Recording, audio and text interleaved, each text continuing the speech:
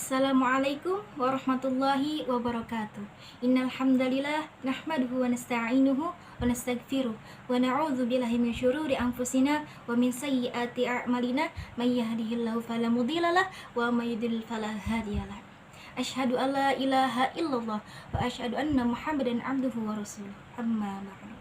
Pertama-tama, marilah kita panjatkan puja serta syukur kepada Allah Subhanahu wa taala yang mana telah banyak memberikan kita nikmat, rahmat serta ridhonya kepada kita selaku hambanya.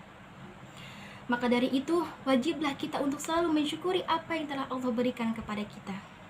Tak lupa juga salawat serta salam mari kita sampaikan kepada sang kekasih Allah, yakni Nabi Muhammad sallallahu alaihi wasallam.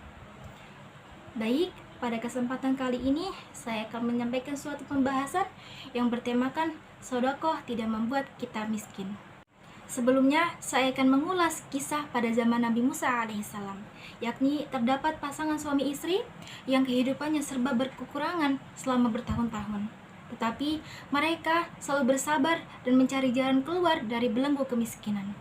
Nah, pada suatu hari seorang istri pun menyuruh suaminya untuk mendatangi Nabi Musa alaihissalam untuk mengadukan keadaan mereka agar Nabi Musa berbicara kepada Allah untuk memintakan mereka kekayaan, hidup senang dan serba berkecukupan. Kemudian Nabi Musa alaihissalam bermunajat menghadap Allah untuk menyampaikan permintaan keluarga tersebut. Kemudian Allah Subhanahu wa taala menjawab permohonan Nabi Musa.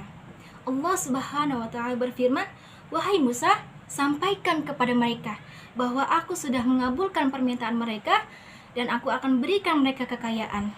Tetapi selama 1 tahun saja, dan setelah 1 tahun aku akan kembalikan mereka menjadi orang miskin." Nah, beberapa hari kemudian rezeki datang dari arah yang tidak mereka ketahui yang menjadikan mereka hidup kaya raya. Hidup mereka pun berubah menjadi senang dan bahagia. Dan kemudian karena pasangan suami istri tahu bahwasannya ia hanya diberi kekayaan selama 1 tahun saja, maka mereka memanfaatkan kekayaannya dengan cara untuk membantu orang lain. Mereka memberi makan orang fakir, menyantuni anak yatim, dan bahkan mereka membangun rumah singgah untuk para musafir. Masya Allah.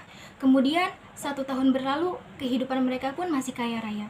Dan melihat itu, Nabi Musa alaihissalam heran. Dan Nabi Musa bertanya kepada Allah, mengapa mereka masih diberi kekayaan. Allah Subhanahu wa taala berfirman, "Wahai Musa, aku membuka pintu di antara pintu-pintu rezeki kepada keluarga tersebut. Lalu mereka membuka 7 pintu untuk membantu hamba-hambaku. Wahai Musa, aku merasa malu kepada mereka." Nah, dari kisah tersebut dapat kita ambil pelajaran berharganya bahwasanya betapa dahsyatnya keutamaan bersedekah. Nah, sedekah adalah amalan yang paling mulia, apalagi jika kita melakukannya dikala kita dalam keadaan yang sulit. Harta yang kita sedekahkan memanglah berkurang secara fisik, tapi ingat janji Allah dalam Al-Quran bahwasannya Allah akan mengganti harta yang sudah kita keluarkan menjadi yang lebih baik. Allah Subhanahu wa taala berfirman dalam Quran surat Al-Hadid ayat 18. A'udzu billahi minasyaitonir rajim. Bismillahirrahmanirrahim. Innal musaddiqina wal musaddiqati wa aqradullaha qardan hasanan yudha'afu lahum wa lahum ajrun karim. Yang artinya, sesungguhnya orang-orang yang bersedekah, baik laki-laki maupun perempuan, dan meminjamkan kepada Allah dengan pinjaman yang baik, maka akan dilipat gandakan balasannya bagi mereka, dan mereka akan mendapat pahala yang mulia. Nah, bersedekah juga bisa jadi cara bentuk syukur kita atas rezeki yang Allah berikan kepada kita. Semakin kita mensyukuri yang sedikit yang sudah kita punya, maka akan semakin merasakan keberkahan yang ada pada harta kita. Rasulullah Shallallahu alaihi wasallam bersabda, tidak akan pernah berkurang harta yang disedekahkan, kecuali ia bertambah, dan bertambah. Hadis riwayat Tirmidzi. Oleh karena itu, jika kita mempunyai harta, kemudian kita sedekahkan, itu tidak akan pernah berkurang ataupun membuat kita miskin. Itu karena Allah Sang Maha Pemberi rezeki kepada umatnya yang selalu senantiasa berbuat kebaikan seperti bersedekah kepada orang yang membutuhkan. Jadi kita tidak perlu takut miskin karena bersedekah, karena kita adalah hamba Allah yang Maha Kaya. Karena orang-orang yang selalu bersedekah selalu mendapatkan keajaiban dan pertolongan yang tak terduga dari Allah Subhanahu wa Ta'ala. Maka ada 4 macam manusia mengenai sedekah.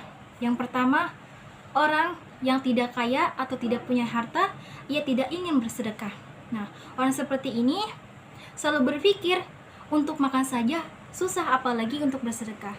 Padahal kata Allah, hari esok adalah urusanku. Jadi kita pasrahkan saja kepada Allah Subhanahu wa Ta'ala. Yang kedua, orang yang kaya atau mempunyai harta tetapi tidak ingin bersedekah. Orang seperti ini selalu mengejar dunia tanpa memikirkan bekalnya untuk kembali ke akhirat kelak. Yang ketiga, orang yang tidak kaya atau tidak mempunyai harta selalu ingin bersedekah.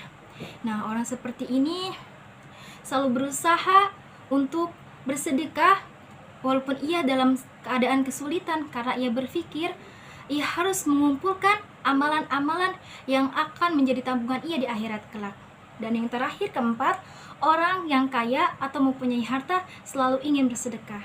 Nah, orang seperti ini biasa dinamakan orang yang dermawan, karena ia menyadari bahwasannya harta yang ia miliki, sebagiannya itu di dalamnya ada hak untuk orang lain yang harus ia keluarkan dengan bersedekah.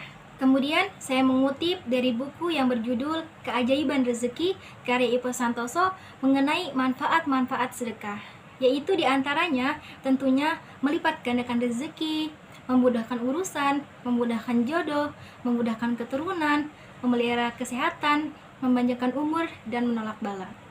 Teman-teman yang dirahmati oleh Allah, terakhir pesan Nabi Shallallahu Alaihi Wasallam yaitu, belilah semua kesulitanmu dengan sedekah, obatilah penyakitmu dengan sedekah, perbanyaklah sedekah sebab sedekah dapat memanjangkan umur, dan bersegeralah bersedekah sebab bala tidak mendahului sedekah. Sekian yang dapat saya sampaikan. Semoga dapat memberi manfaat untuk teman-teman semua, terutama untuk diri saya pribadi. Kurang lebihnya mohon maaf. Wassalamualaikum warahmatullahi wabarakatuh.